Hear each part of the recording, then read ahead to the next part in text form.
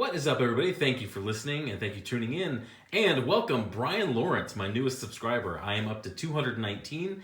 YouTube doesn't always tell me when I get a new subscriber. So if you are new to the channel, thank you. Welcome.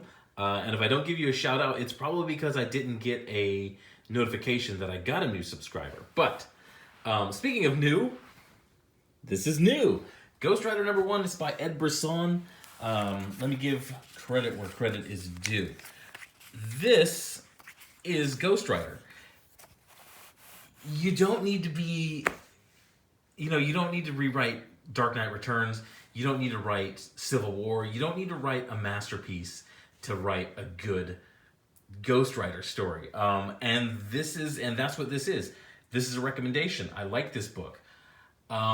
It's a good book. It doesn't do anything over-the-top spectacular other than entertain you for... It does what it's supposed to do. It entertains you for about 15 minutes and gets you interested in reading the next one. And that's what Marvel Comics needs to do a lot more of in 2019.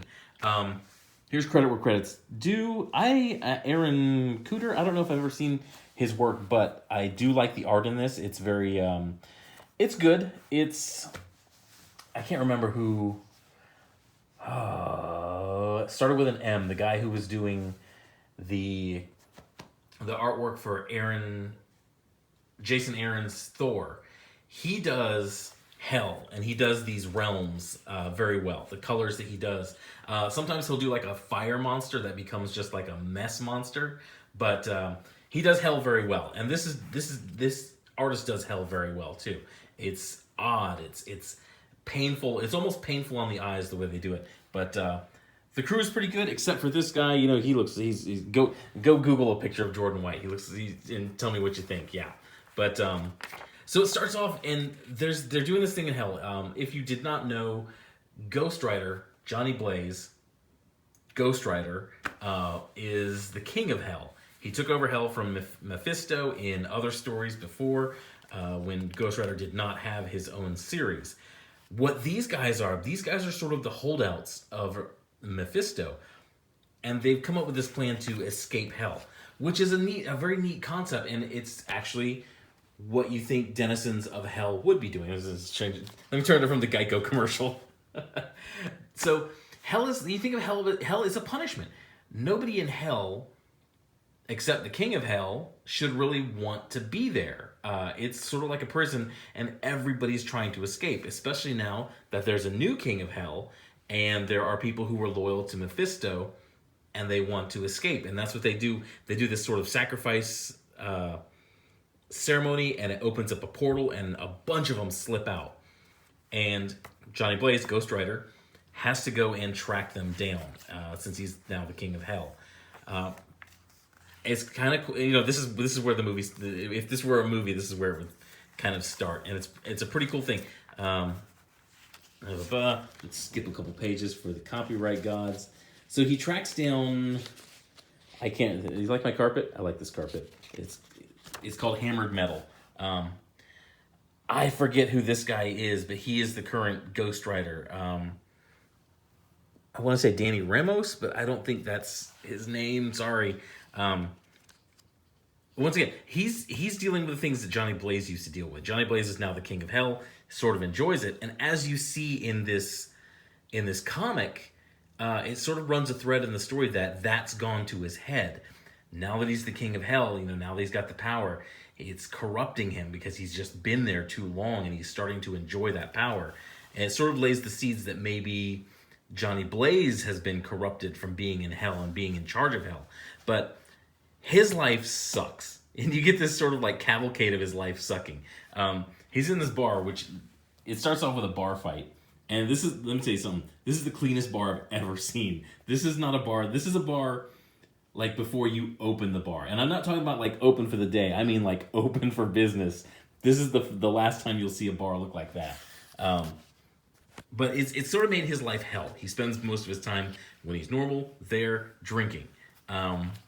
His spirit of vengeance, his Ghost Rider, is constantly trying to get out, and he's figured out a way. He's kind of fought it back, but there are situations like denizens of Hell that he has to go take care of. I'm going to skip pages for the copyright gods. So Ghost Rider is on Earth, and while... Look at this. Look at this. There's nothing more visually unintimidating than 4 skinny women on scooters. These are supposed to be like another upstart in hell. These are supposed to be like badasses and make you, you know, they should be a threat to Johnny Blaze's kingdom, and that's what they say they are. You know, she says she's the actual heir to the throne of hell. They look like they escaped from a Squirrel Girl. They look like Squirrel Girl villains. They should be down in the S's. This is the G's. This is Big Boy Comics. This is Ghost Rider. These are Squirrel Girl or Moon Girl and Devil Dinosaur villains. You go down there. That's where you belong. So whoever came up with this character design, boy, that's a bad choice. That is definitely not. It's not menacing. It's not threatening. It doesn't. You know, it doesn't. You're not picking up any power from the visuals. You're just supposed to say, oh, they're powerful because they say they're powerful. Well, show me, don't tell me. I don't know. I don't know how much more of this I want to show, but aside from this down point, this kind of almost ruined the book for me. I mean, I had to like block it out of my mind so I didn't think too much about this character. I just had to like concentrate on the Johnny Blaze storyline and the stuff that he's dealing with. But it even shows this. You know, there's a warning where the other Ghost Rider's mother comes back as like a spirit and warns him that maybe Johnny Blaze has gone corrupt, and you actually see this here where he just like penance stares somebody into oblivion. So you see in the story writing, you're actually setting up like that the question in your mind. Maybe Johnny Blaze had been down in hell too much. Like I said, this is going to be a little shorter than normal, but it's a good book. It's a good start. I like the art. There was really nothing wrong with it. And in 2019 Marvel, that's actually pretty darn good. If you can put a book out that has no just glaring flaws to it, you're succeeding. But yeah, that's all I got for this. And thank you for your new subscriber. I have, I think I'll put maybe upload 2 videos today. But that's all I got for this one. You guys, thank you for listening. Thank you for subscribing. And if you're not subscribed, why aren't you subscribed? Why don't you become the 220th best follower on YouTube, in all of YouTube? But that's all I got for this one. The man cave is coming into shape. There's my desk. It used to be right there, but I realized if I put it there, I got too much glare from the window, so I had to move it. And I guess I'm doing reviews on the floor because there's still too much glare until I get some curtains put up. But that's all I got for this one. Thank you. You guys go out, have a good day. Bye.